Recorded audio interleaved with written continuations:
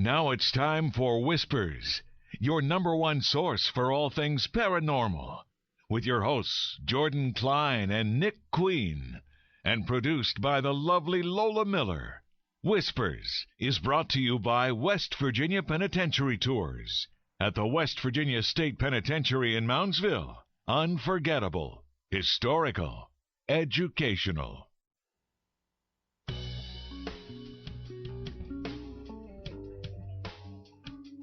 Hello, everybody, and welcome to Whispers Radio on AM 1600 WKKX, the Valley's Watchdog, and UPRN, the UFO Paranormal Radio Network. It is 6:08 p.m.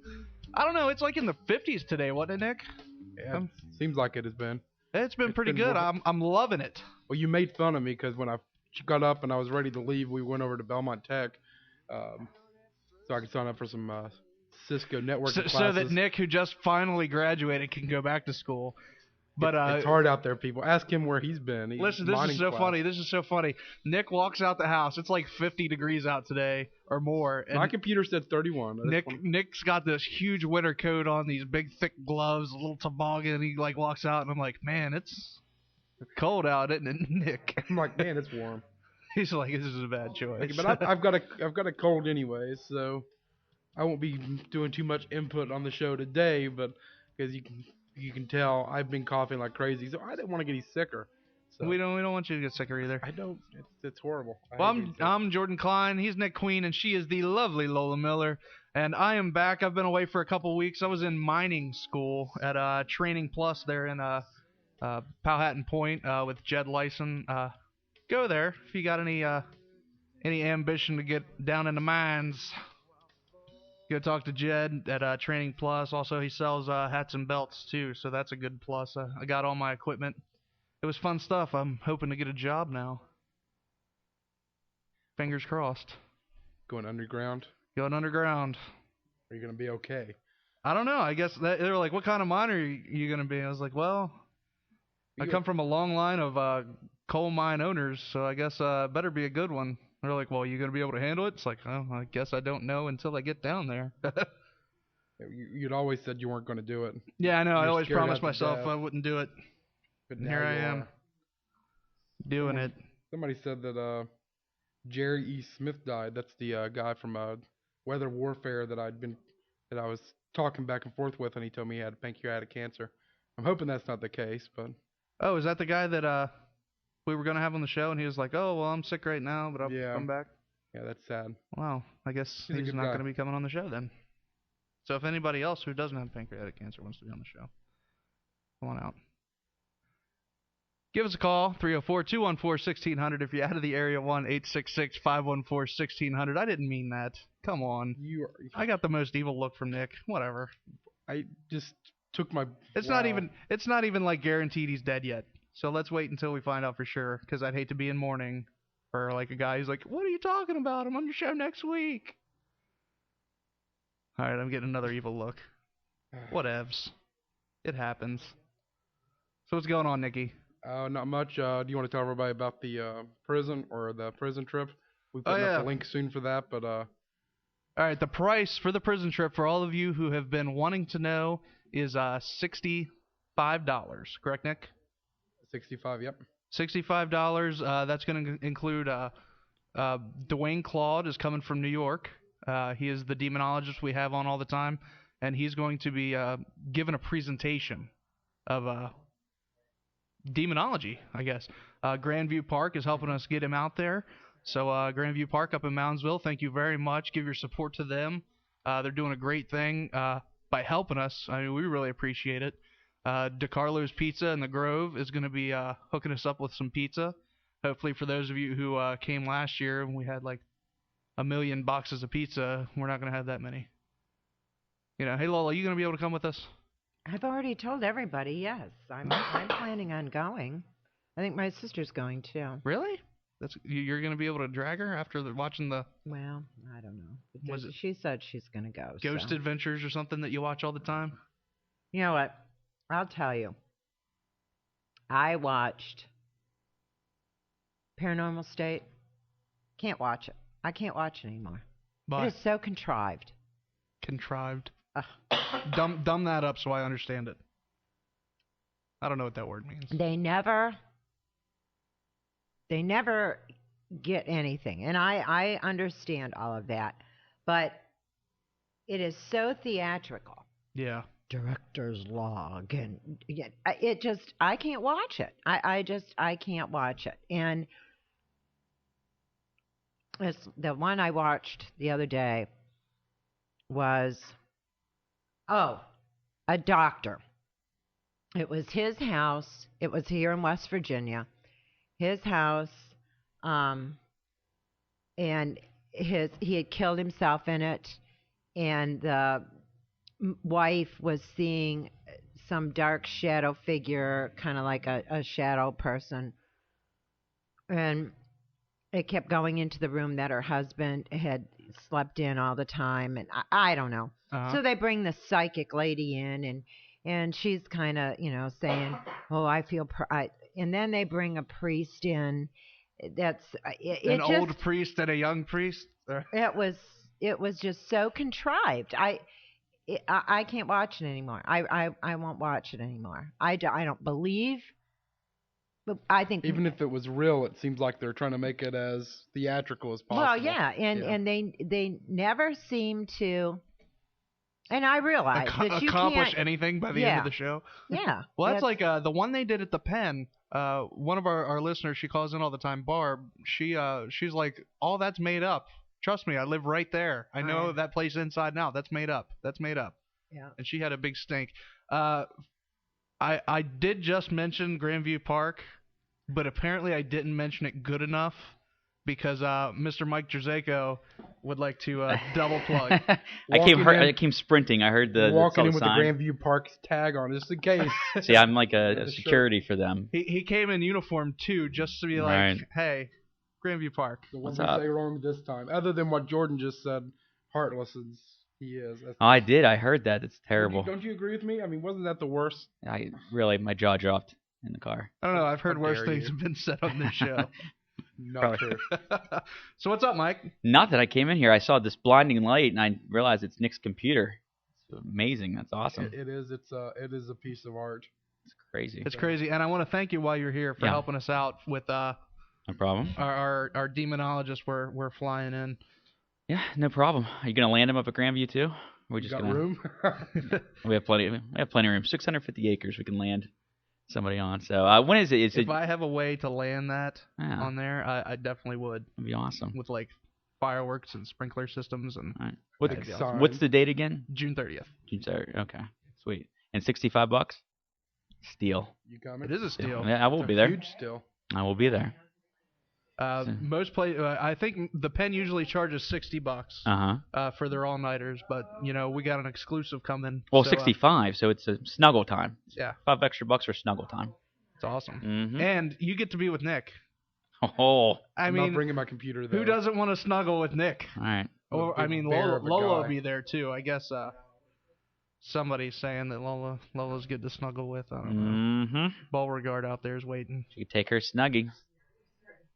Compatible with all kinds of ghosts. So how's everything been up at the Grandview? It's great. We met with some fireworks, Pursuity Fireworks today. We're planning some great things this summer for concerts, and got a lot of stuff lined up down there. You got any dates yet?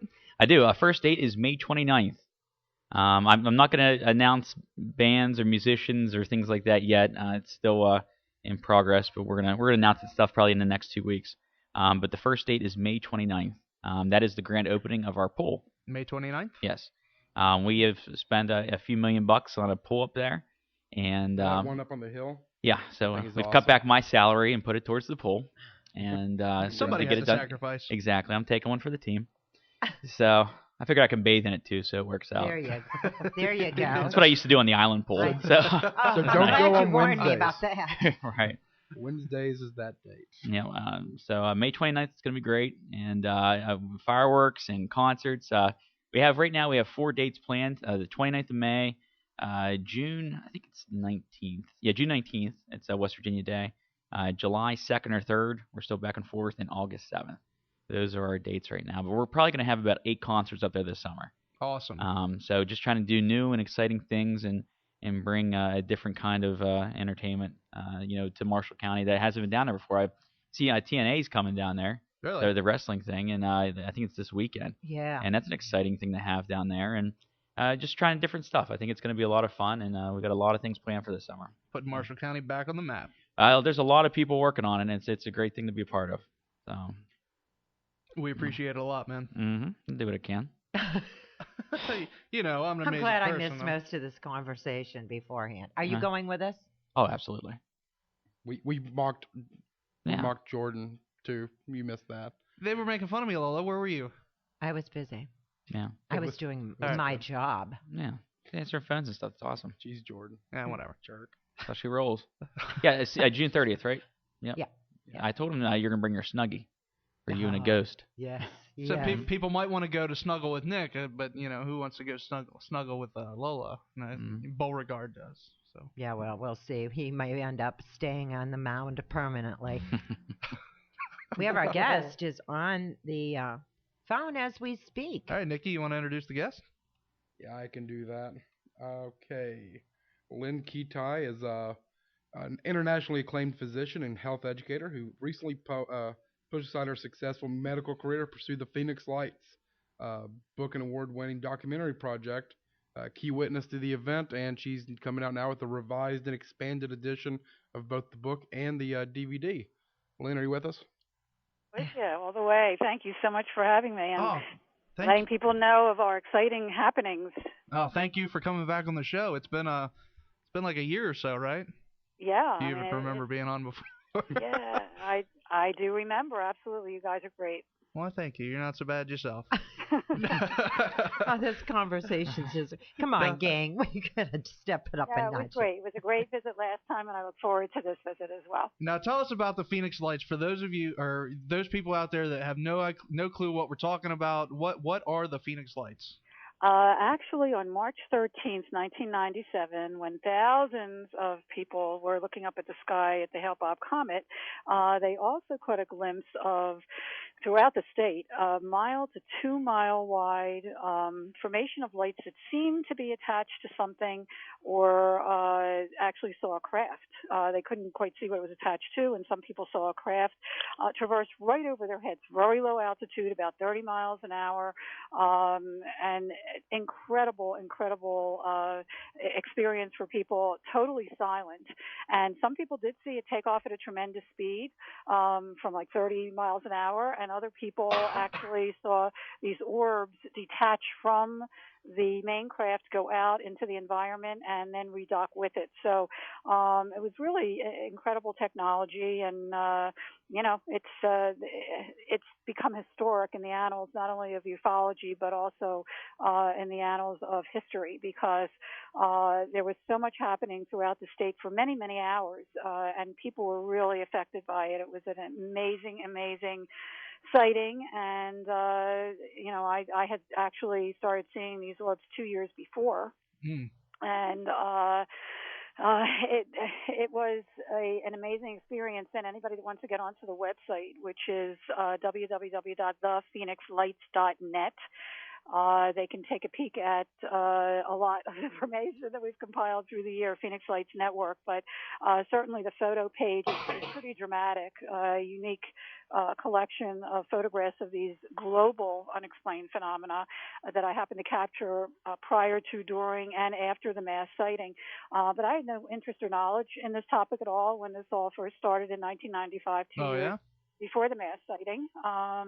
Both my husband, who's also a physician, and I had a very close sighting to our home. The pictures are up there on the website. If now anybody this was peek. before the Phoenix Lights phenomena. You were seeing the orbs, right? Yes, we were seeing these amber orbs in a triangle formation, actually a pyramid formation. This is very close. We live mountainside in Paradise Valley. We have a panoramic view of the city skyline, and we know what planes look like, and helicopters and streetlights and so forth. This is very different, and this was close. This was a little below us, actually, over a private residence, the desert residence area. It's a gated area, and so there's no way that this could have been military. But we were seeing 3 amber orbs in a pyramid formation, one on top of You okay? Yeah. Sorry, Our dying little here. Nicky's been sick. Nick's crossing over right now. Well, bear with him. Hot tea and lemon. Okay. Will do. Anyway, these oars were hovering about 50, 75 feet off the ground, and I have to say, just to share that my life's passion for the last 35 years has been community education. That's why this is so ironic, because I have been producing video and workbook curriculums on the reality of vital health issues like AIDS and teen pregnancy and substance abuse prevention education for over 30 years. And when this fell into my lap, I have to tell you that I knew nothing about this topic at all. I mean, no interest, no knowledge, and I had to educate myself and actually look for a logical explanation once a mass sighting happened, which we'll talk about. But at this point, having produced video and workbook curriculums, I wanted to run downstairs and get my video camera, but it would last. So I tried to take everything in mentally. And when I say a mental picture, this was so extraordinary. I mean, these things were 3 to 6 feet each, depending on how close or far they were. There were the 3 distinct objects. They were oval shaped on their side, and I called them an orb because the light did not extend outside the edge. The light was self-contained and a uniform amber color throughout. And it didn't glare at all. Every light out there glared. I noticed immediately these did not glare, and I thought, if I don't get a picture of this, no one is going to believe it. So I ran to the closet, grabbed my 35 millimeter, and ran back.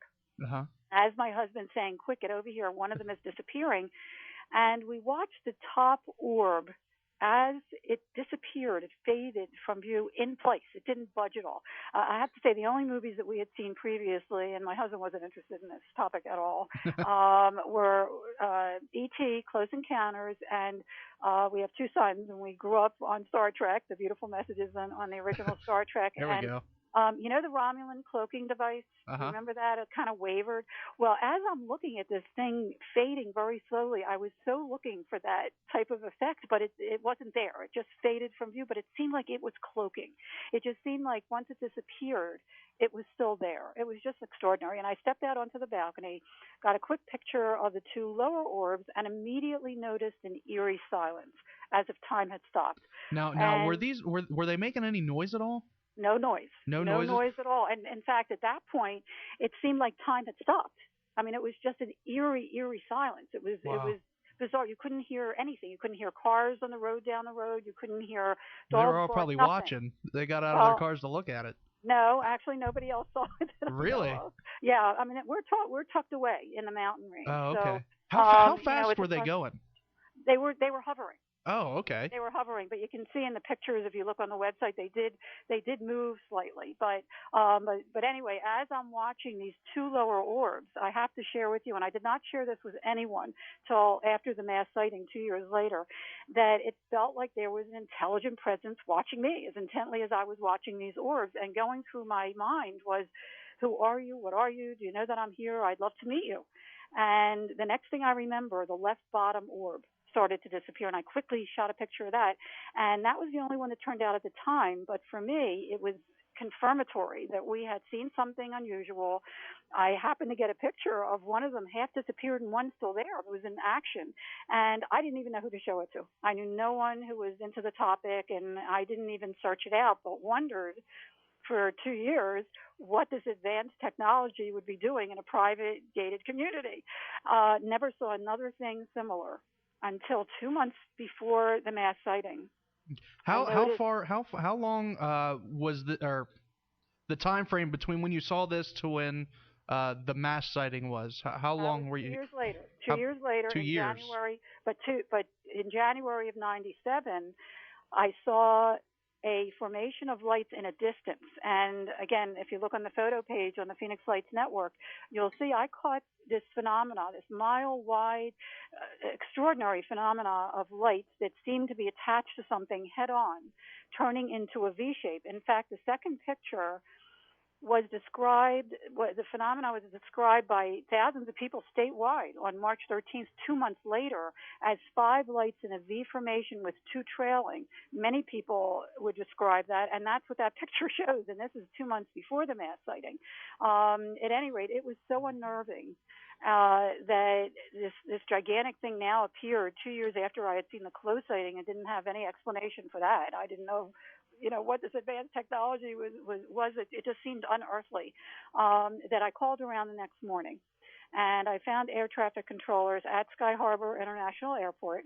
Figured there must be a logical explanation, and when I finally reached them, they were just as excited because they saw the same thing at the same time, and it happened to be in Class B airspace.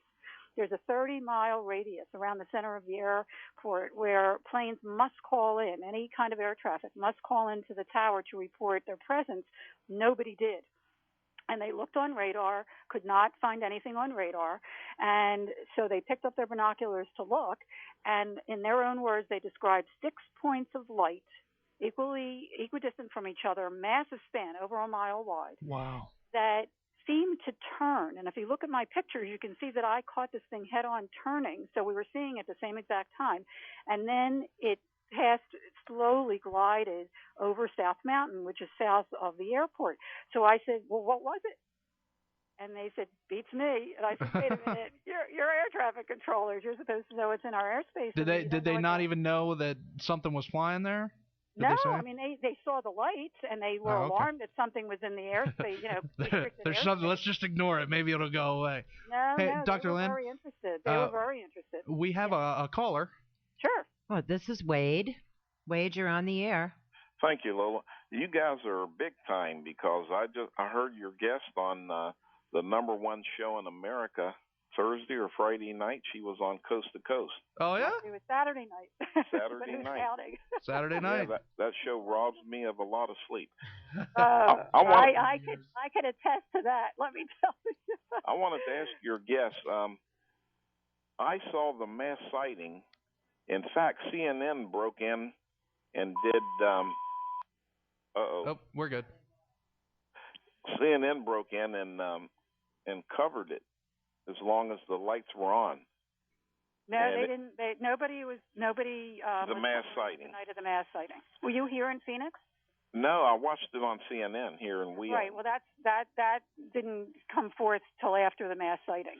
And what gets me is the military tried to downplay it by saying it was flares that they that wasn't until 5 months later. There's a lot more to this story. That's why I finally came forward after 7 years of anonymity, because it was so frustrating that when they finally did come up with something 5 months later, after a USA Today article came out and opened up our sighting to international scrutiny, and everybody was saying, why isn't there an investigation? Why isn't there an explanation? When they talked to the witnesses and their descriptions were so heartfelt and so detailed, then suddenly a month later they come out with the flare theory, and I can tell you more about that story if you'd like to hear about it. But initially there was no investigation. What was neat is a few months later there was a 1-hour special on the Phoenix lights, and there was a guy that is a lighting expert. Yeah, right. And he said the candle powers, he had a charts and everything, graphs. Mm-hmm. He said the candle powers from the Phoenix lights did not match flares. So he shot a hole in the military's theory right there. Well, really? There is so much to the story. I'm glad you called in because... and one last question before you get rolling again. Oh, go ahead, sorry. What is on that South Mountain? Was that directly over anything?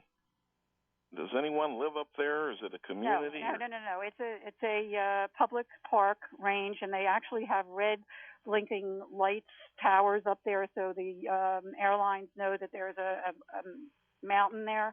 And these lights were lower and in front of South Mountain. And in fact, you bring up a really good point that behind that mountain range, and if you look at my pictures again, I have the topography in the first couple pictures where you can see where the Estrella mountain range is behind South Mountain at a little bit of a distance. And Estrella means star in Spanish. Tuck that away for a second. But in between those mountain ranges where they intersect is the Gila River Indian Reservation. Mm. And they serendipitously, and I have come not to believe in coincidence because so many things have happened that are just too coincidental since the mass sighting, and this is just one of them.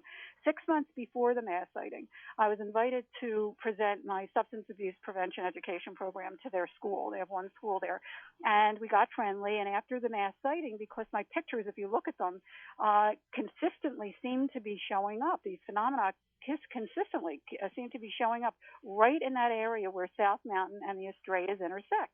So I called them and I said, did anybody happen to see lights back in March 13th? And they started to laugh. And I said, is that funny? And they said, are you kidding? We've been looking up at them for centuries. We call them sky people, light beings. It's part of their culture. Wow. I had no idea. Wow. And that's right here. I had no idea. And I learned when finally the mass sighting happened and I pushed my entire professional medical career aside to find a logical source and meaning, I found so much additional credible data, including the fact that many indigenous peoples around the world invite. I haven't seen a UFO in person, but I'll tell you that shape, that V shape of the light, it really looked like the UFO that you saw. Well, your typical UFOs that you see in movies or on television. It was a perfect V shape, and it was huge. It was huge. Now, when was this? And I'm gonna beg your pardon. When was this? The mass sighting when it was on CNN. Oh, when it was on CNN. So it would be five months after you saw it, Lynn. Right. So I'm going to hang up and enjoy listening to your guest, fellas. Thank you very much. Hey, thank you, Wade. Thanks, Wade. Hey, see you. Dr. Lynn, if you can hang on just one more second. Sorry, we got to take a break. It'll be a short one if you can just hang on. Absolutely. Everybody, you're listening to Whispers Radio on AM 1600 WKKX, the Valley's Watchdog, and UPRN, the UFO Paranormal Radio Network. You're listening to West Finley. That's my band. Learn to love it.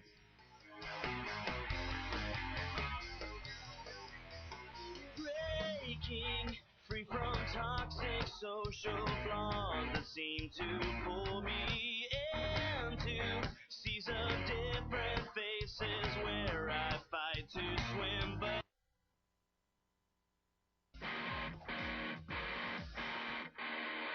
I'm always dying to know where celebrity shop and what high-priced designers are behind their stylish looks. But actually store. Like Starless Electric Model fully outfits and find them. That's innovation. And I can see why. I love this light color. Hey, everybody. Welcome back to Whispers Radio on AM 1600 WKKX, the Valley's Watchdog, and UPRN, the UFO Paranormal Radio Network. It is 6:38 p.m. I'm Jordan Klein. He's Nick Queen. She's lovely Lola. And the wonderful Mike Chiseco just left from Grandview Park, who's helping us out tremendously when we have our big event coming in June. We're on the phone now with Dr. Lynn Kitai. She is the author and did you produce also the film? I wrote, directed, and produced it. There you go. The Phoenix Lights. She did it all. Now, well, I'm trying. It's not easy, and I certainly one person can't do everything. And I really appreciate you having me on as a guest, so we can raise awareness and let other people know what really happened here. Now you're coming out with an extended book. What are you adding? Actually, it came out this week, and just to get back to the story. I mean, I pushed my entire professional life aside for 4 years to try to find a logical source and meaning for what I had witnessed and photographed.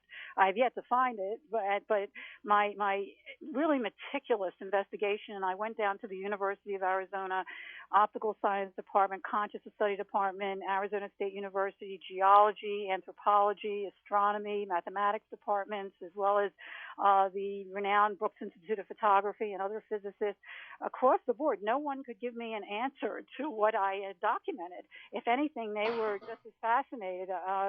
We don't have the technology yet to definitively define what these things are, but as the caller mentioned, we do have people working on it to really try, and that's what we need to do. We have to get science into this. Jim Delatoso at Village Labs did a spectral analysis and showed quite clearly, and we have him in the documentary, and it was confirmed by Brooks Institute of Photography that his data was substantial and credible. Wow. That we have nothing that can compare to what these light characteristics were, and that includes anything that's here on Earth that we know of. So that's saying one thing, and the other thing is what people really felt, not only during the mass sighting but since. I mean, it really touched people very, very deeply. But anyway, just investigating this opened up a whole new world of history of these things. I had no idea that not only are there primitive pictures, cave etchings in this stone in Peru and other places in Pakistan, where these people were drawing what would be called now UFOs. How did they know about that? I've heard that. Yeah, how did they know that unless they had seen something? And certainly in the 15th and 16th centuries and paintings, there are depicted UFOs. And we know certainly there's stories since the beginning of human documentation, even in the Bible, Ezekiel's wheel. It's fascinating when you look back. And even here in the mountains here, there's a fella, Jeff Woolwine, who is really passionate about finding petroglyphs and ones that are similar to some of the things that we're seeing in the skies here. It's really fascinating. So I started compiling a journal of not only what was happening here, but of the history of similar UFO sightings worldwide. In fact, in the 90s, UK had a very similar sighting, Belgium as well. They came to the United States and said, "Are you doing this?" And the United States flatly denied that we were, plus the fact they were working also together, which was wonderful. I mean, the universities and the scientists, as well as civilians and the government, were all working together to try to find an answer to these things. So, there's other countries now even coming forward with thousands of UFO files from UK and Belgium and Brazil and Mexico and so forth that are saying, hey, these are real. And certainly most things can be explained. But there's a certain percentage that cannot. And it's time for science to jump on board and try to give us some answers here. And, just because we don't have the technology yet to definitively define what these things are, it doesn't mean they're not real. In fact, it took 17 centuries, Nick, for humankind to realize that with the advent of the microscope, that there are zillions of microorganisms all around us, even in our bodies. Some are beneficial, some are pathogens, but nonetheless, we've learned to live with them. And we've also discovered in the past few years that electromagnetic energies are around every living cell. And just because we can't see these energies or tiny living organisms or radio waves doesn't mean they're not real. Yeah. And, we might just be looking on the AM dial for an FM frequency. So we really need to move forward in science to look at this question as a science question so we can move forward in our evolution. But anyway, I finished up with a 750-page journal from all this intriguing stuff and more. I mean, there's a lot of information that we can get into, needless to say, and I squeezed the best of what I found into 220 pages. I stayed anonymous the whole time. I let my pictures out there. This is not about me. This is about the data, and the data speaks for itself. And through it all, as an educator, all that was important for me is that people saw what we had seen. And then ultimately, when I had so much compelling information, it just seemed too important not to share as an educator. And so then I decided after 7 years of anonymity to come forward in 2004. And we did the documentary shortly after that. I'd gone back to work as a chief clinical consultant of the Wellness and Imaging Center at the Arizona Heart Institute here while I was working on the book part-time. And when I finally came forward, was approached by filmmakers to do a documentary, and coming from a video and workbook curriculum background, which, by the way, my health programs are distributed by Discovery Education, I felt almost obliged to do the same for this, to have something visual for people to see. But I didn't know if people were going to do it, because I had stayed anonymous. So, the professors and the experts and the witnesses who had emailed me, and I have over 11,000 emails. I mean, from people all over the world sharing their stories. And that was, by the way, one of the main reasons I came forward too. Now, I want to ask you, in your book, you mentioned missing time. Did you experience any of this? Well, I'll get back to that. That's one of the things that Okay. that I'm sharing now for the first time. In fact, I was never going to share it, but I'll get back to that in a second. So, as far as the documentary, everyone I called said they would do it. It was just magical how it all came together, and I left the Arizona Heart Institute to finish the documentary and haven't looked back, and we've won over a dozen international film festival awards, which is unheard of for something of this genre, and it keeps improving, and we keep improving that. And, well, it's in Blockbuster. I watched it. Yeah, do you like it? Oh yeah, I love it. Well, that's why we got you on the show the first time. I watched it. I was like, we need to get this girl right here. I think it had like a picture of you on there, and that's Nick found you. Well, I really appreciate it, guys. Who am I talking to now? Jordan Klein. Oh, Jordan. Oh, okay, Jordan. Thank you. My son's name is Jordan. There we go.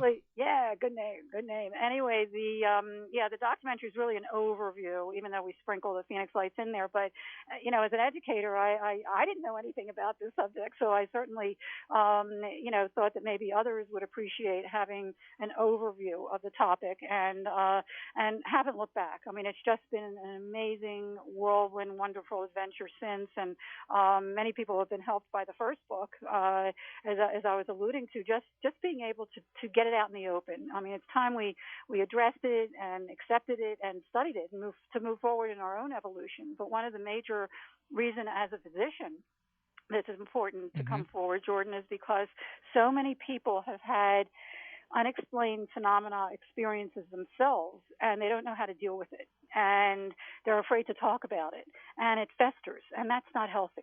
So it's really important that we stop the ridicule and the criticizing, and even if it's explainable, it's real for that person. So it's important to get it out in the open, and hopefully people will even be healed by just talking about it. So that's one aspect. Now, since I came forward in 2004 to answer your original question, Jordan, a lot has happened. A lot has happened. Not only have there been additional sightings, not only here, but we had very similar sightings all over the world. I mean, they're being compared to the Phoenix Lights, which is amazing. Really? Now. And, oh, yeah. I mean, it's just amazing that when people see these orbs or triangle or V-shaped craft, which are showing up at a faster pace worldwide. Now, see, it's because of the work that you did that people are now recognizing that.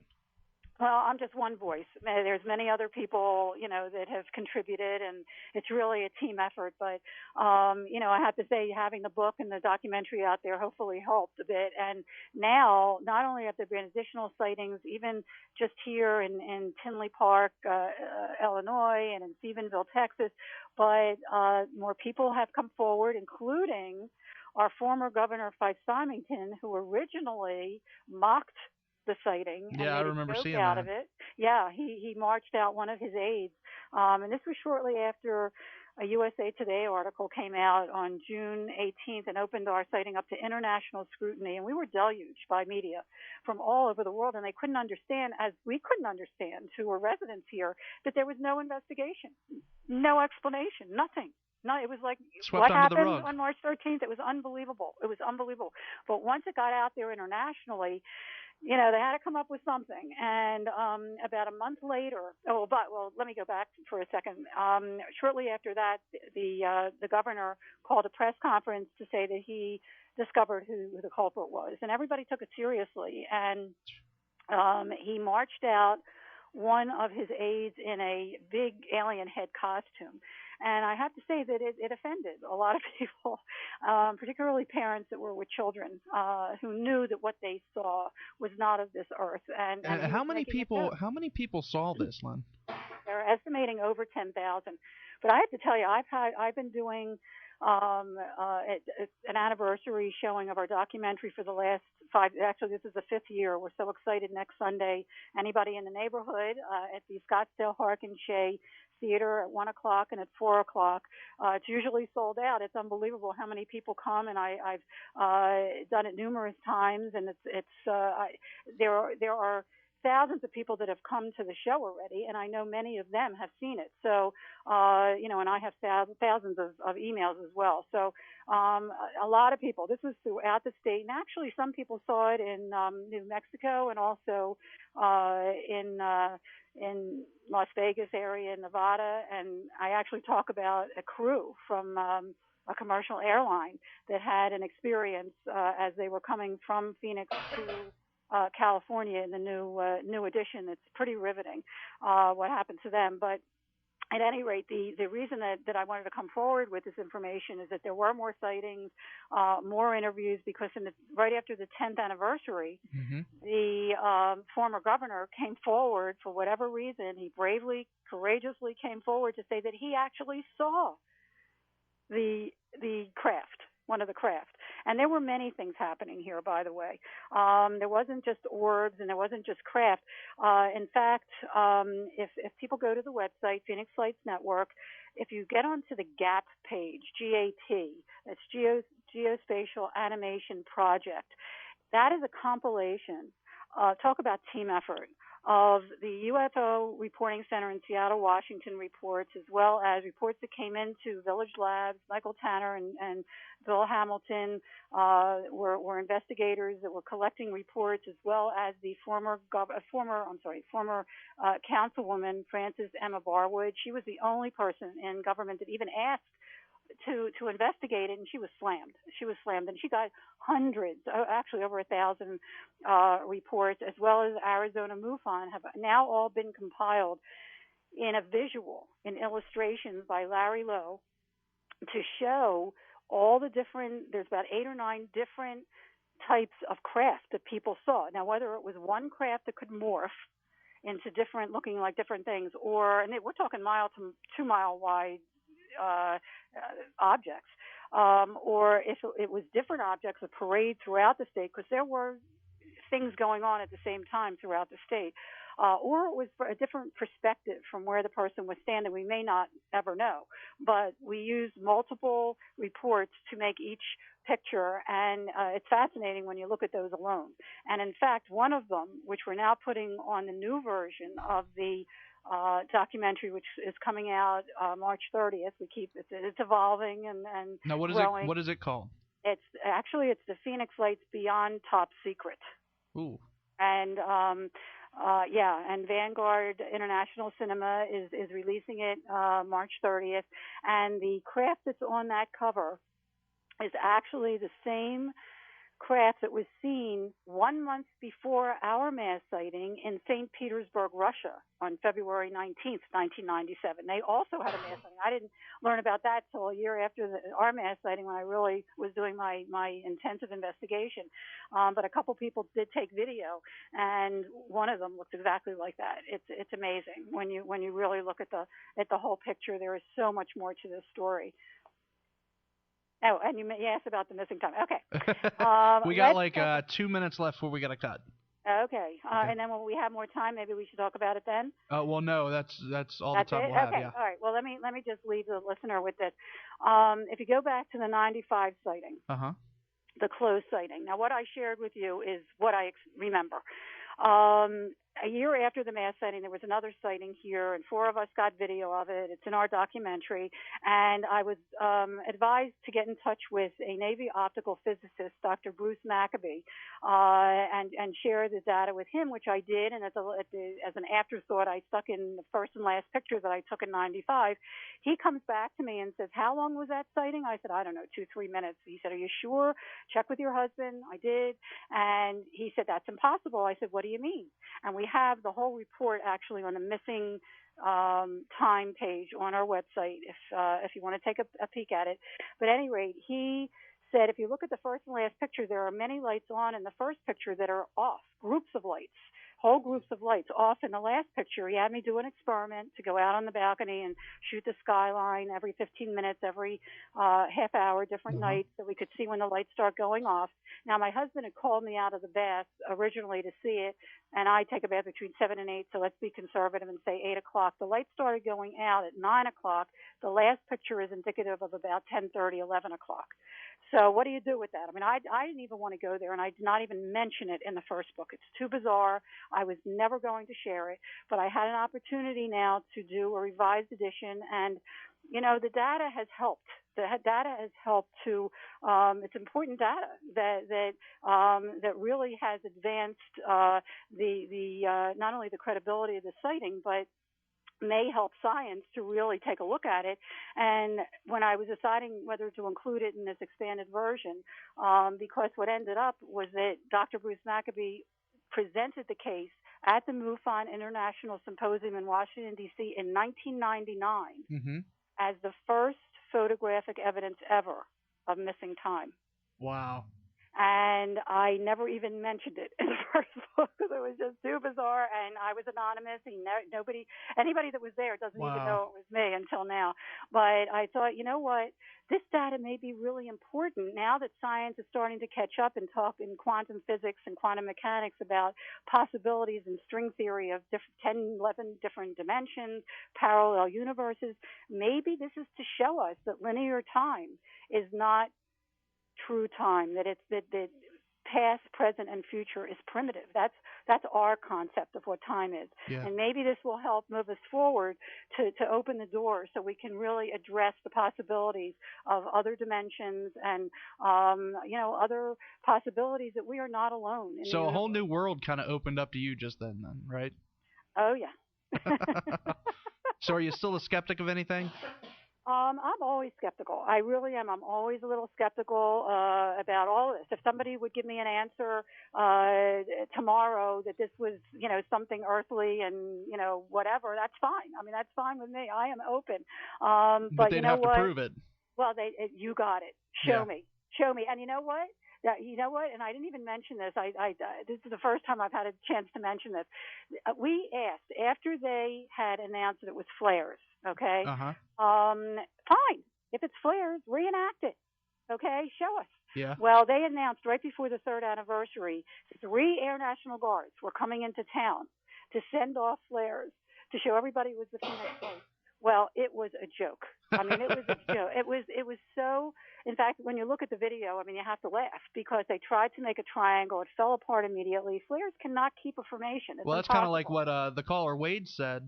It didn't even look anything like it. Right, and they have huge smoke trails that are illuminated by the flare itself. That's what they're used for. They said they were military illumination flares. Well, that's what they're used for, to illuminate. So for the residents that saw that so-called failed reenactment, it was a joke to all of them. Of course. I mean, we knew that, hey, something real is going on here. So, and that led me further to keep investigating. Yeah, and, we got to go now, Lynn.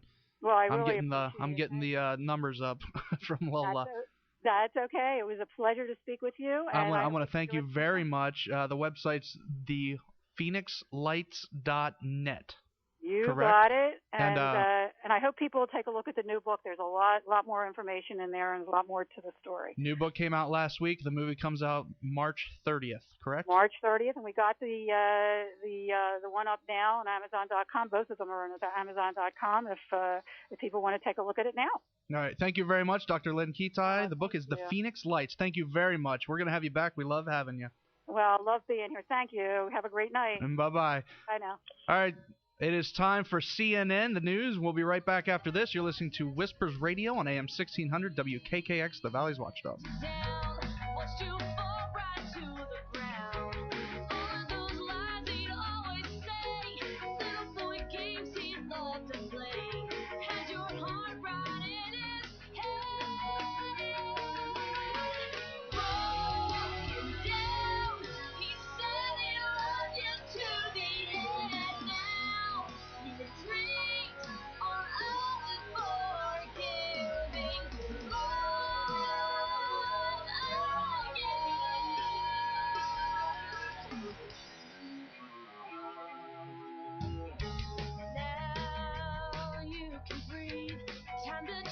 Your destiny, he let you down.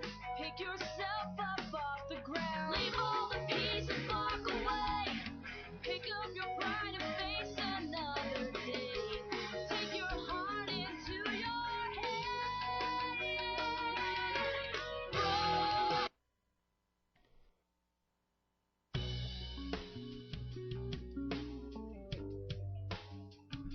Hello, everybody, and welcome back to Whispers Radio on AM 1600 WKKX, the Valley's Watchdog, and UPRN, the UFO Paranormal Radio Network.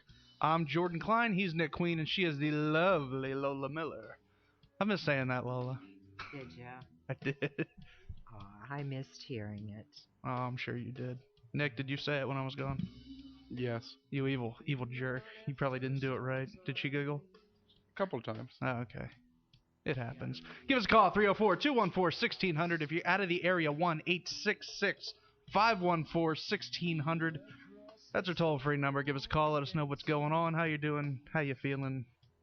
Tell me you miss me. Because I'm conceited like that. Uh-huh. It happens. Lola, you been keeping up with Lost? Of course. What are you thinking? Are you going nuts? Yeah, and you won't believe what I did to my sister this past week. She didn't see it and you told her what happened? No. Oh. She didn't see it. So I came home on Wednesday, and we watched the pop-up one. Yeah. Then I pulled up the next one and inadvertently deleted it. You can get it on Hulu. We have no computer. I'm working on it. Because Nick hasn't fixed it yet. Well, once it starts. So yeah, now she has to watch it with the pop-ups. And while I love the pop-up, it's not good, I don't think, to watch it the very first time. Yeah. Because you're trying too hard to read what's written underneath. No, I never saw the pop-up one. Oh, man. Does that kind of lace everything in together? Yeah, it really, and they'll only do it probably till the end of the month. Really? Because then some new show is starting the end of March. No, of course. But it's at 8 o'clock, and it's last week's episode, and they have a little pop-up block that comes up, and it tells you, kind of connects things, or say a character shows up, it'll say what episode it was from like, and what boop, season. Claire. Well, no, it really does explain a lot of the stuff.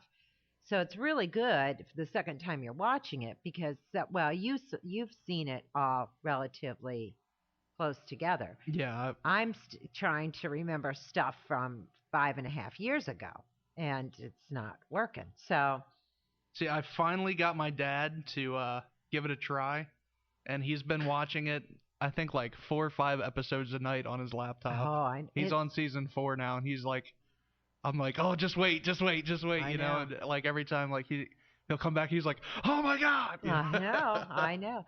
Well, this week's TV guide. He loves Kate. He's in love with Kate. He'll get over that. He'll get over that. Jack is the one I just want to slap into next week. He is such a petulant little child. And he used to be like the tough guy. Like I like the first season. He was like, yeah, Jack, get some. I've always liked Sawyer. Sawyer has always been my favorite. And Sherry just loves Ben. What? Yeah. That's odd. But it's so good. And we're learning a lot. You know, it's answering a lot of questions. And yet, God, the more it answers, the more. Last week's episode was just phenomenal. Just phenomenal. So, I don't know. I want to see the end of it, and yet I don't want it to end. Yeah, that's how I was when I was watching Prison Break. When I knew it was like the last season, I'm like, no, I don't want to watch another one. Okay, play it. No, I don't want to watch another one. See, I stopped watching Prison Break just before they had broken him out of that Panamanian jail or something. And then, I don't know, something happened and they bumped it to another. I don't know what it was, but I know what it was. It wasn't coming in real clear. And I was having a really hard time understanding the dial, what was being said because there was so much background noise. Yeah. That I just stopped watching it because it was just too hard. It really was work to watch it. So, do you get HBO? No. Yes. Oh. Do you get BBC? I've never 114. tried. Try 114. There's a new series out. Do you get on demand? Yeah.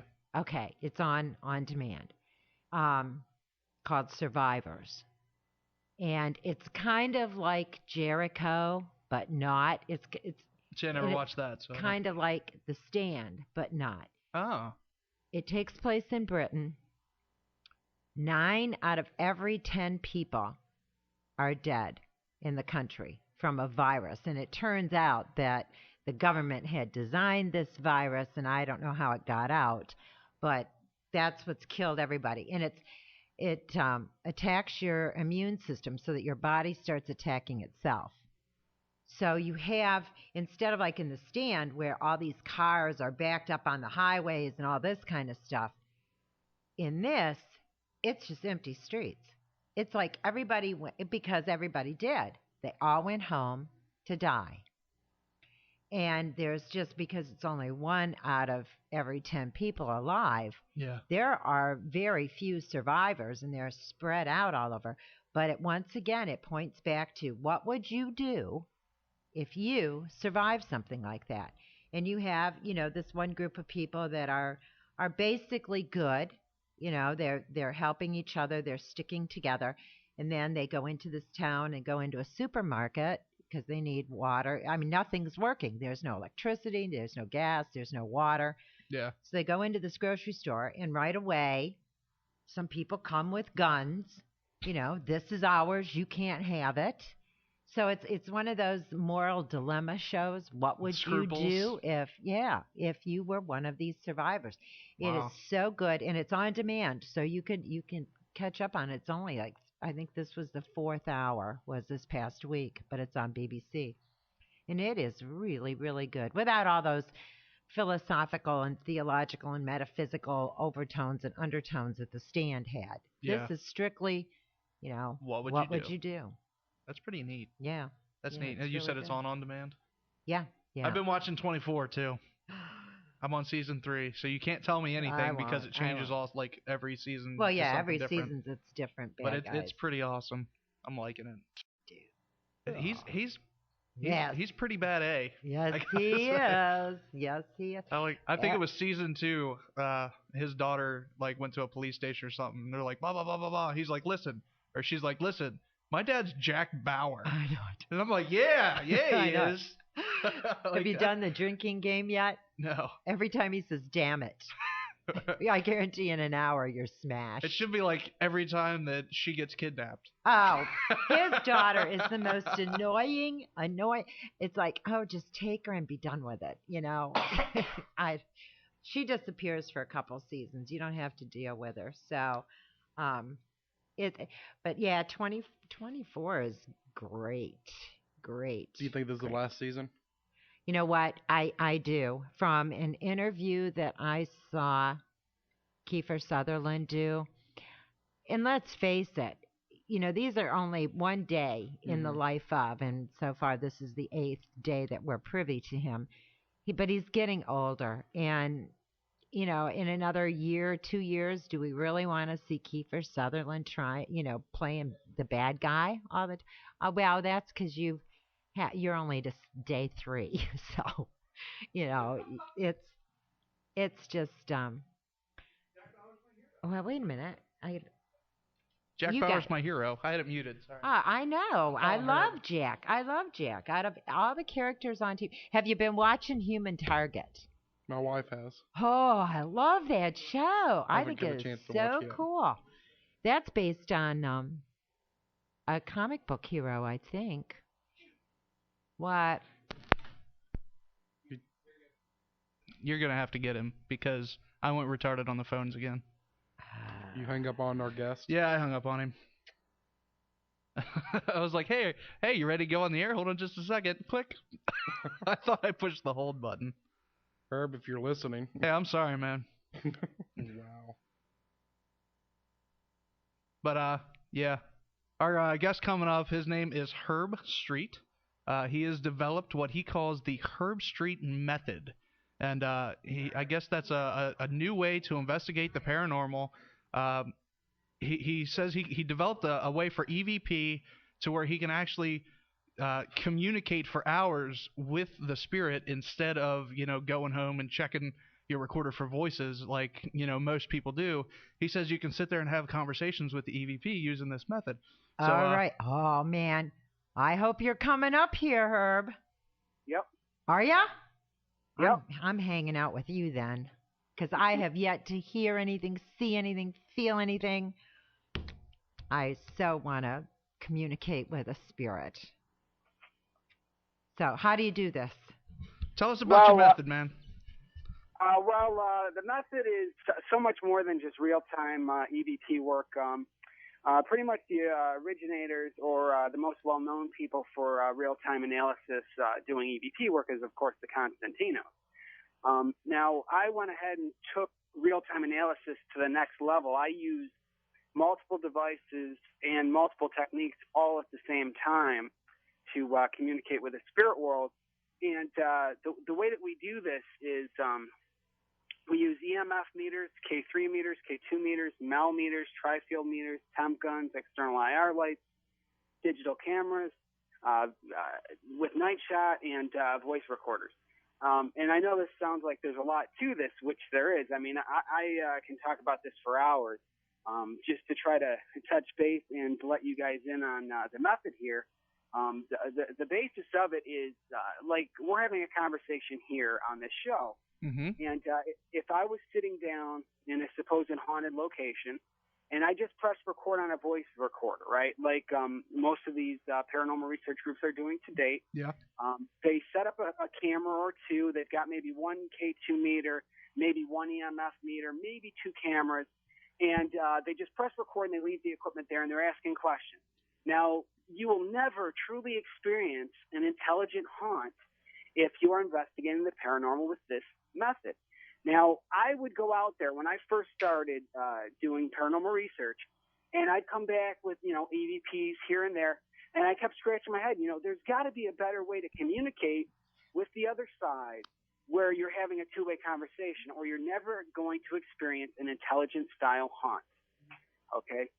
So it took me a couple years to develop this. I've been in the field seriously for a little over 7 years now, but my whole life I've been into the paranormal. I mean, when I was a kid, I used to go into graveyards and sit there and want to experience something, Yeah. And I've lost loved ones. I've lost a sister. My grandparents are all on the other side, and I needed answers, and I wasn't satisfied with what was out there, as far as researching the paranormal. You see a lot of groups out there, and there are a lot of good groups out there that are trying to push the boundaries here, but there's not very many alternative methods to investigating the paranormal. It seems like groups seem to focus on technology instead of methodology. Now, I think it's time that we switch it up and change the methodology of investigating paranormal and start pushing those boundaries rather than, let's focus on building this device. Let's focus on, seeing what kind of spectrum of lights we can take pictures in. I mean, if you or anyone out there has experienced paranormal and you've seen a ghost, your eyes can only see in certain spectrums of light. So why are we focusing so much time and energy into seeing in full spectrum cameras when there's people out there that are experiencing the paranormal with their eyes? So I think it's time that we focus on methodology here. Yeah. And technology will catch up with us. But right now is a great time for a paranormal researcher. I mean, there is a lot of great tools out there, and I did mention a couple, and I'd like to go back a little bit here because I know I'm talking 1,000 miles per hour because we only got an hour here, and there's just so much ground to cover. All right. The beauty of this, the way that I like to investigate the paranormal is we set up for an investigation. I come in there with my team. We've got multiple cameras going. From the second I walk on site on a supposed haunted location, from the second I get there, we've got everything going. Whether we're setting up, I mean, you hear so many times about paranormal groups that go into a location and they just experience something, but no one was filming. Okay? Yeah. You've got to film instantly. The second you step out of the vehicle, you're filming. Okay? And there's multiple people filming. I mean, if you've got the equipment, you've got to use it, folks. I mean, you have to. And, and when you set up for an EVP session, you can't just set up one recorder. That's not a controlled study. You're only checking things out from one perspective, one device. You've got to have 6 or 7 voice recorders going. You've got to have 6 or 7 K2 meters going. I mean, there's been so many times where I've sat down for an EVP session, and I've got multiple devices going. I've got the MEL meter. I don't know if you're familiar with that. Tell us about it real quick. It's basically an ambient temperature gun. Well, it's not a gun, but it's an ambient temperature gauge, and it also detects EMF. Oh, wow. So it's a really neat device. I just got into that. I fell in love with it. I also got into a new device called a K3 meter, which is basically a tri-field meter that picks up electrostatic fields, which is a whole different spectrum other than, EMF levels is electromagnetic fields, but there's also the electrostatic field. And that's another great device. But you've got to use them all together. I mean, you can't go on site. And what kills me is there's these groups out there that are, they've got so much money behind them and then so many different tools that they have at their repertoire, but yet they do not use them all at once. You see these people that walk in and they've got one K2 meter and they've got one camera going if they're lucky. Yeah. And I don't feel satisfied putting out an EVP without having multiple devices backing that EVP up. I mean, you can't. I mean, you listen to these EVPs that are out there, where's the video backup so you know someone didn't say anything? And I'm not saying intentional contamination, but there is unintentional contamination. I've been on locations where someone says something in the corner and you play back the EVP later and you're thinking it's a spirit. Yeah. How would you ever know whether or not it was unless you have video backup, filming everything, the investigators and the environment? I know for when Nick and I we had our group going, when we were doing EVP work, if there was any, like everybody in the room, like let's say a stomach gurgled or something, that person would have to say, my stomach gurgled, or I sniffed loud, or, I mean, we had to keep everything in check because listening to an EVP and all of a sudden you hear, you're like, oh my God, it's a ghost. Well, Nick might have had Mexican or Chinese before, and it could have been anything. Right. Yeah. Now, have you dabbled with any real-time analysis before? No. Okay. Now, it to me, it just dawned on me like common sense. You know what I mean? It was so simple, but yet no one's using it at a massive level. I mean, the only people that I could really think of that are trying to get it out there are the Constantinos, and I don't understand if it's because people feel that it's not entertaining to watch, some of these major television shows out there, if people are doing real-time analysis for everything.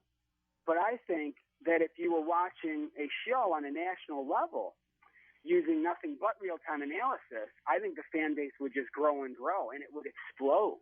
I mean, if everyone was using this method, there would be no denying the fact that we are not alone. It would be undeniable. Now, explain for me a real-time analysis.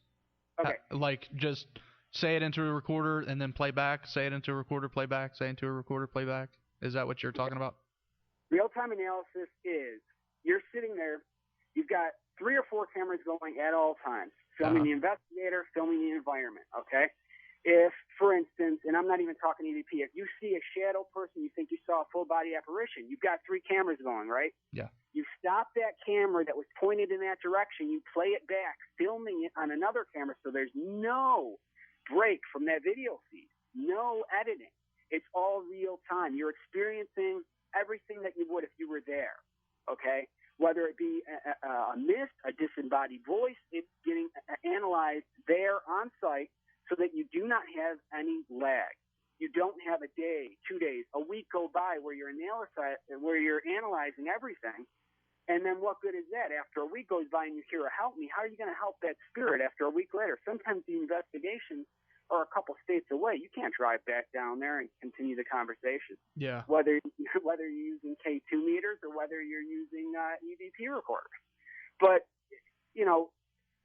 that's where, people that get kind of thrown off by the method. When I talk to some people about the method, they focus on the fact that, it's real-time analysis for EVP work. But I try to, direct them. This is not just EVP work. It's everything. I mean, everything in real time. It's intense. I mean, you sit there and you think you get 1 or 2 EVPs if you're lucky in an investigation, okay? And maybe a couple K2 spikes or maybe some, sporadic EMF levels or the temperature's dropping. But if you've got all that going on at once, okay, and it correlates every piece of evidence that you're gathering. Yeah. Okay. And then you have it all backed up on camera on top of that. It's just undeniable. Okay. Now, if you come back to the client and you didn't film something, but you just explained to them you had, temperature drops, temperature increases, you had some weird EMF levels, you had a couple EVPs, but you don't have the video backup. It's just a personal experience. Okay, that's not evidence in my eyes. You absolutely have to film everything. I know it's a pain in the butt, but it's so worth it. If you're there on site and you're working 9-10 hours, do you really want to throw all that evidence away because you weren't filming it? Yeah, well, you must go through hours and hours and hours and hours of footage per investigation. Oh, definitely. I put on a local show out of Rochester, New York, and we're on all over upstate New York, at least 6 different stations locally. Uh-huh. And we do not do any editing. I pop in the tape, and we know because we use real-time analysis if we had a good session or not, whether or not we get evidence or not. We put on an hour show, and there's almost zero editing when it comes down to it. I mean, I've got the beginning of the show, the intro with the music, the outro with the music, the credits, the names, and that. But there's no music. There's no editing, or hardly any editing at all. I mean, sometimes there's. So you have your own TV show. Right. Okay. And I put it up on YouTube too as evidence because I'm trying to get this out there, the best way that I can. Because I honestly feel that if this gets out there, it's going to change the world forever. Not just the paranormal field, but the scientific community will be forced to accept this as a true science. I can't agree with you more about this real time. I haven't been into this for very long. And one of the things that I find really kind of disheartening about going on an investigation is that it does. You have to go home. You have to replay it. You have to figure out what you've got, if you have anything at all. And then, like you said, if you hear somebody asking for help, well, how are you going to do that, 2 days later? And it makes so much, what you're saying makes so much sense that you need to know immediately if you have something. And that's why I'm going to follow you around when you're here. Well, what blows my mind about the whole situation is I watch all the media here to see what's going on in the paranormal world, And I'm not knocking anybody. I commend everybody in this field that's doing what they're doing. But it blows my mind that almost no one has ever heard of anything close to what I'm trying to do. Yeah. Okay. And you could just put on the television to see. I mean, it would be out there. Believe me. Yeah. All the TV shows that are working now have nothing like that. Okay. And don't mention Paranormal State because Lolo will go crazy. Right. Well, like I said, I'm not going to knock anybody. I mean, I commend them all for what they're doing, believe me. But I truly feel that I need this method to get out there because once everyone uses it, like for someone like yourself, I mean, you've never had any experience. If you were to sit down and you were to see this in action, okay, I mean, you could sit there and debunk it and you will see that there is no denying it. We are definitely communicating with something intelligent. Okay? Yeah. And you can't say that if you're just sitting back and, you're watching evidence. I mean, there's going to be skeptics no matter what you do. Bottom line. Okay? Even with my method of communicating with the other side, there's so much evidence you're going to get the skeptics. Because they're going to say, there's no way you can communicate for that long. That's impossible. Yeah. Okay? But what I say to the skeptics is come sit in with me. I invite anyone on the planet, and I would never say no to anyone. Okay? Come sit in with me or try it for yourself. You don't even have to work with me. If you apply these techniques yourself, you will get results, guaranteed. Okay? And I'm not a salesman. I'm not trying to sell anything. I'm just trying to get this out there because I think this is an important discovery that I feel that if anyone that is interested in the paranormal, has the opportunity to advance their stuff, I would love to help them with that. Now, I got somebody in our chat room wants to know, what do you think about orbs? Orbs. Well, see, I've seen orbs with my own eyes. So if you can see them with your own eyes and not from a picture camera or a still camera or a video camera, and you can back it up with evidence, I definitely think there is some correlation with paranormal activity in orbs. However, it's so hard if you catch it on a camera with a flash because how do you know it's not reflective off of a dust particle? Oh. Okay? So, I mean, if you could see it with your eyes, I would say it's something paranormal. I don't know if it's a ghost or not. but I definitely think it has something to do with the paranormal. And you've seen it with your eyes, so you have a strong feeling on what they are. Definitely. I was doing an investigation at the Allentown Museum, and I helped them out a lot. And I was filming, and all of a sudden I seen this ball of light just floating there, and then it disappeared. And me and another team member, Tim, we sat there and stared at this ball of light, filming it the whole time for a good hour. Wow. At least. Okay? And I'm looking outside, seeing if it's cars going by. I mean, believe me, I'm not just sitting there saying, I think there's a child there. I mean, I'm feeling. I sat there, I did debunk it for an hour straight, and I just couldn't, and that's what really convinced me that there is something to orbs. Before that point, I totally threw them out. Yeah. Like most do. Herb, if you want to hang on just a minute, it's time for us to go on a break, and we'll be right back. Yep. Okay. You're listening to Whispers Radio on AM 1600, WKKX, the Valley's Watchdog, and UPRN, the UFO Paranormal Radio Network. We'll be right back. Walking out that door, this couldn't be what you dreamed of.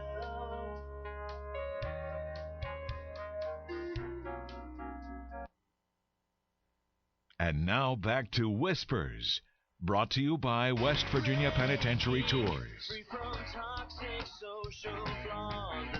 Hello, everybody. Welcome back to Whispers Radio on AM 1600 WKKX, the Valley's Watchdog. I'm Jordan Klein. He's Nick Queen, and she is the lovely Lola Miller.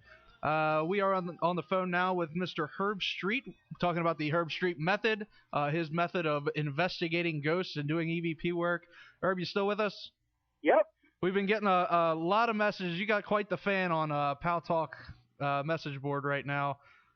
Dale the Ghost, he wants to know where he can meet you, or if he can meet you, where have you investigated, and do you believe in God?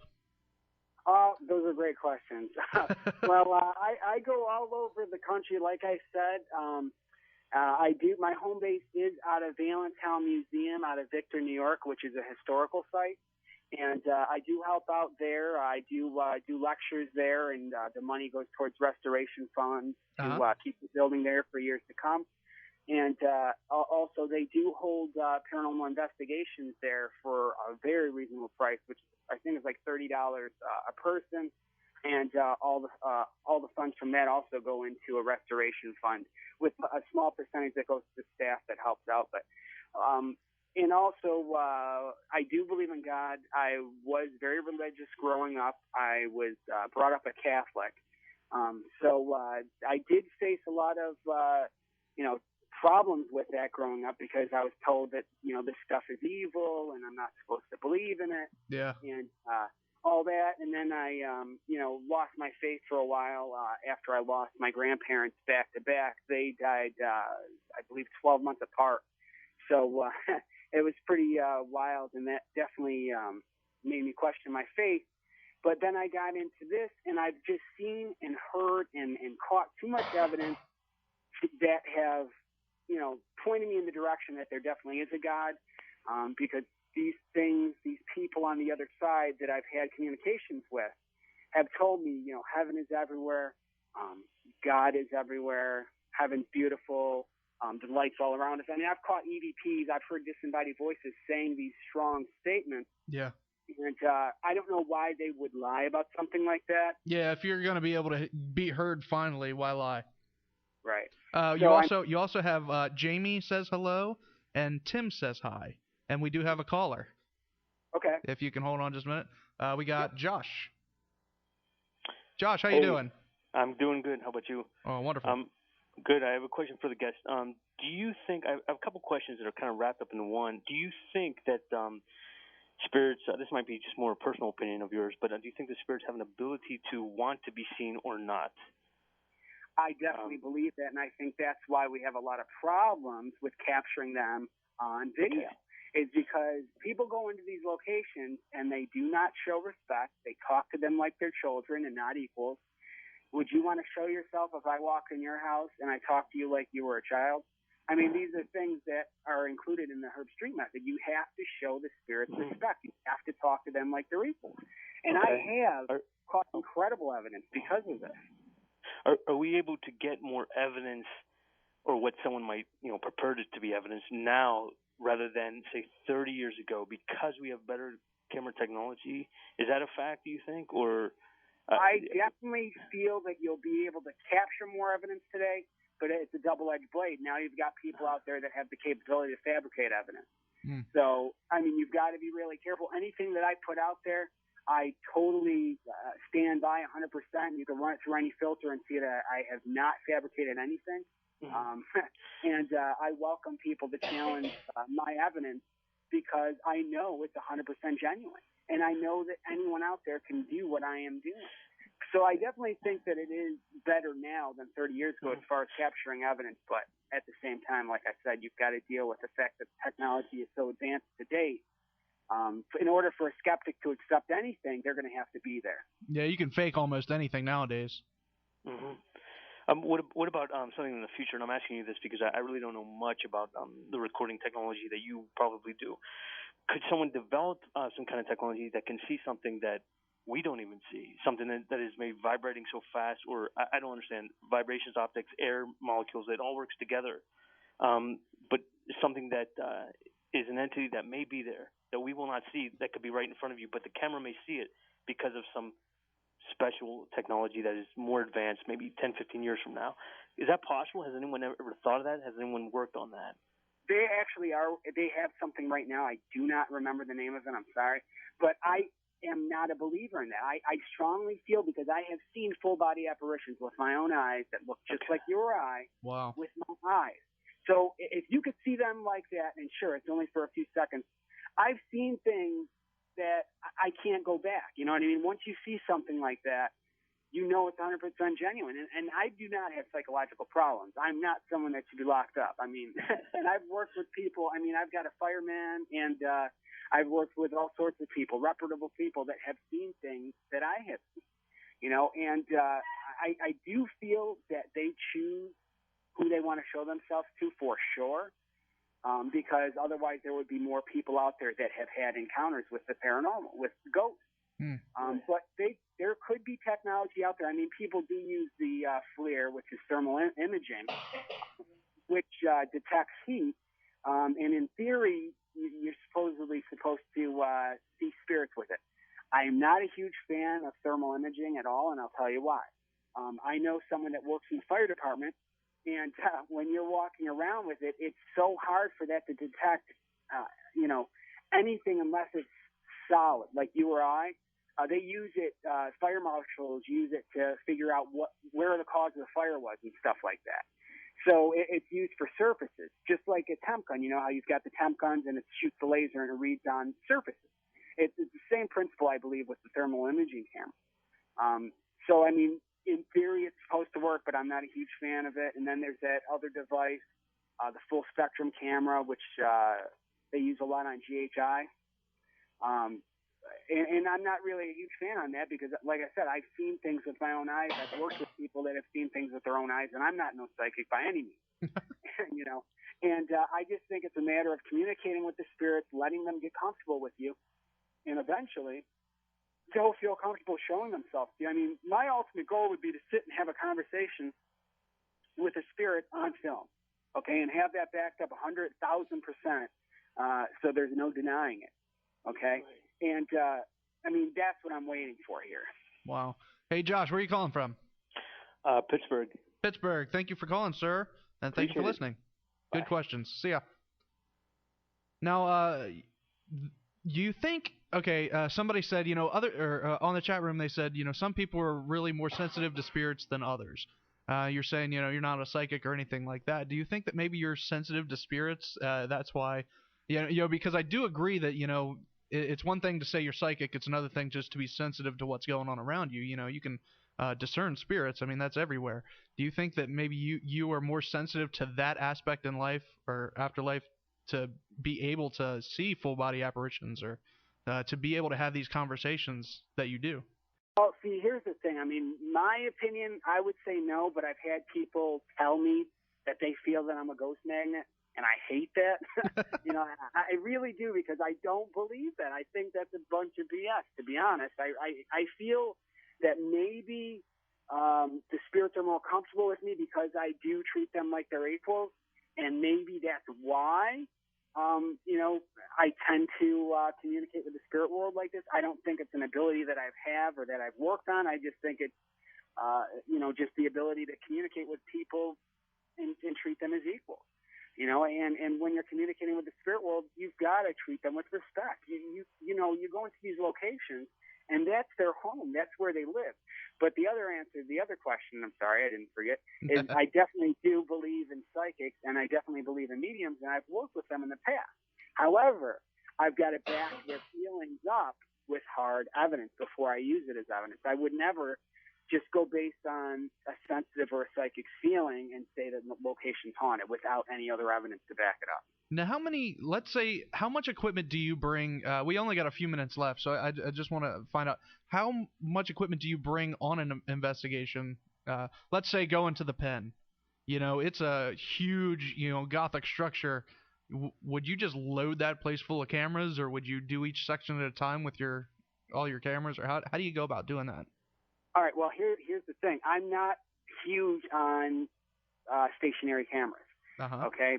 Because the only way that I would feel comfortable with that is, like you said, if you totally put cameras everywhere. Yeah. Okay, because you're leaving too much room for doubt. You set up one camera down a corridor, you got something going on, you don't have a camera down there to back it up, okay? So what good is it? That's why I totally believe in handhelds, because you're there, you could chase after whatever's going on. And it's, 100% whether or not it's a spirit or someone messing around. That's why when we use the method and we are commando style. I mean, we've all got handheld cameras, and we're filming like we're filming a professional camera crew, And all my team members, we go through, training on how to film the investigator. Make sure that you see everything. Yeah. The device, the investigator, the surroundings, and then we do have a camera on a tripod filming the surroundings, and we just pick it up when we move. But if we're dealing with like a house, someone's house, and they're dealing with activity, then I believe in stationary cameras because, you're dealing with children and stuff, and if it's a negative style haunt, you want to take care of everything. But if I'm doing something just to try to determine whether or not the location has paranormal activity, I definitely just go through it with handheld. Wow, that's a good way to look at it, and it like I said, in my mind, I was seeing you just bringing like a truckload of cameras and covering every angle of every aspect of every angle, and just saying, okay, let's document this. Right. I wasn't even thinking about taking handhelds around with you. So, yeah. Well, I've got a pretty big group of people, and I've probably got at least 7 of each piece of equipment that you could think of as far as paranormal equipment goes. Yeah. 7 of each, just myself. I'm not talking about my whole team. Just me. I've got 7 of each. Wow. 7 voice recorders, 7 K2 meters, 7 EMF meters, 7 millimeters, and so on and so forth. Now, do you have like a big utility belt you clip all these onto? How do you carry these around? I throw them all in my book bag, and when we get to a spot that whether we are having paranormal activity or not, or we're walking around with the temp guns and we're getting high spikes in EMFs, we set up, we put the equipment down, we film the equipment, we film the environment, and we start trying to make contact. Good stuff. Are you going to try to come down for our pen trip? Definitely. You got to send me the information via email. You said it's June 30th? Yeah, it's a Wednesday night. That makes it tough for a lot of people, but that's the day we were told we had. So.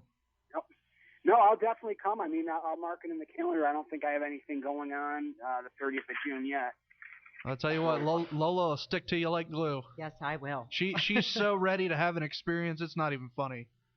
Okay, and what time is this? It's, I think, 11 o'clock to 6 a.m. Beautiful. 11 p.m. to 6 a.m. Beautiful. And this 12? is in West 12 a.m. to 6 a.m. Say it again? This is West Virginia, right? Yes, right. West Virginia. Beautiful. Yeah, I've always wanted to come and check out the penitentiary there, so. It's been on Ghost Hunter. Well, it's been on all of them as of right now. All Beautiful. the TV shows, each one, I guess they all say something different about what goes on there, but, I guess. It is definitely a creepy place. Yeah, Now, would you guys be comfortable using equipment? I mean, I bring a ton of equipment. You can use your own or you can use mine, and that way you could see what kind of evidence you could capture yourself. Bring everything and anything you want to. Well, we should have about 30 people there. So if you bring enough equipment for everybody, I mean, we could have a big Herb Street Method conference. Oh, beautiful. Along with Dwayne Claude doing his demonology thing. Definitely. Could be a big old party. Yep. Now, how long have you been researching the paranormal here? 4 years, Nick? Beautiful. Yeah, and around 4 years. You've come in contact with full body apparitions yourself? No, I have not. Okay. What have you seen? Shadow people, stuff like that? We see shadows, voices. We've got a lot of voices. There was one investigation we did in downtown Wheeling that we were the only people there. The place is not lived in at all. And, I mean, we have clear as day a little kid talking and screaming. And, I mean... Wheeling, downtown Wheeling, and the whole area around here is really very old. A lot of the buildings are Victorian. And we had, for another show that I'm on during the day, we had 2 angel ladies is what they're billed as, but actually they're psychics. They came down for a show on the broadcast, and it was amazing what they came up with just driving down the streets. You know, the spirits that they saw. And when they were in here, because we're in a really old Victorian building that used to be a bank, among many other things. And she said, there's tons of spirits hanging out here. Yeah, all you got to do is try to make contact now. You know, I mean, just to try to, we probably got, 2 minutes left here? Yeah, about that. Yeah. Okay. But just to kind of close out with this, the thing of it is there's so many people that go out there and you know, it's such a touchy subject here. You know, I mean, I'm trying to bring this to light and, you know, and I'm pretty much walking on glass here because I do not want to offend anyone out there. Yeah. You know, I mean, there's people that have been in the field for 30 some odd years, you know, and why would they want to listen to a 30-year-old kid? You know what I'm saying? And believe me, I have walked into some resistance saying, oh, this has been done for years. And I'm like, are you kidding me? Where? Point me in the direction where people are doing this on a massive level. That's like when you explained it, or when I originally heard it from Nick, you know, what you were doing, and I got the email, I read your email. I was like, oh, you know, that doesn't seem that new. And then I was checking it out, and I was like, yeah, I guess you're really the only one that's really doing that. Right. You know, you are. You've got it. You know, and I'm telling you, I'm being straight with you. You know, I'm from the heart. To anyone that's out there listening, I am not trying to offend anyone. I want everyone to use this, and I'm not saying only this. You know, I'm constantly changing the method, you know, trying to advance the field further. You know, and we can all do this together. I think it's time that we all put our egos aside and work together and try to make contact with the spirit world. There's so much that we can learn. There really is. And I think it's so naive to think that there's only certain places that are haunted. I feel the whole planet has paranormal activity. There's been billions of people that have lived and died here. Every inch of this planet. You know, and yes, some locations have more paranormal activity than others, and this is why I travel all over the country going to haunted hotspots. But I have caught EVPs and paranormal activities in parking lots, in parks. Yeah, because you never know what's been going on, what has went on in the land, you know, that you're on. Yep. I agree. We are out of time, Herb. Yep. Herb, we got on our website, whispers030810.mp3, we have like 9 websites linked up to you. Beautiful. I guess they're all your websites of different things, your group, your YouTube, your Facebook, your MySpace. Anybody wants to get in touch with you, whispers030810.mp3, it'll take you. If you can't find them from that, there's something wrong with you. All right, well, I'm looking forward to working with you guys June 30th. Nick will be able to send you everything. Nick's saying bye. We got his mic muted. He's been coughing like a crazy man. He's been sick, so he's shaking his hands. Herb, thank you very much, and we will be in touch with you. Nick, like I said, Nick's going to be sending you some stuff on the trip. Beautiful. Thank you guys so much for having me, and if anyone has any questions, contact me, please. Yeah, awesome. Thanks, Herb. Yep. All right, since Nick, you ready to be unmuted? Okay, can we hear him? Mm-hmm. You there? I'm here. Who we got next week, Nicky? We have Frank Vicino and Alfred Weber. They'll be coming on talking about some something cool that's going to happen to them. So I can't. We're not allowed to say what, but it has to do with the Flatwoods Monster. It's awesome. So they're great guys. Why I can't say anything, I have no idea. Oh, it's a mystery. You'll have to find out next week. Speaking of next week, I believe that's the day we're going to be at the Market House Grill in Elm Grove. Hopefully. Until then, everybody, we love you. Thank you for listening. I'm glad to be back. Don't be afraid. Only believe.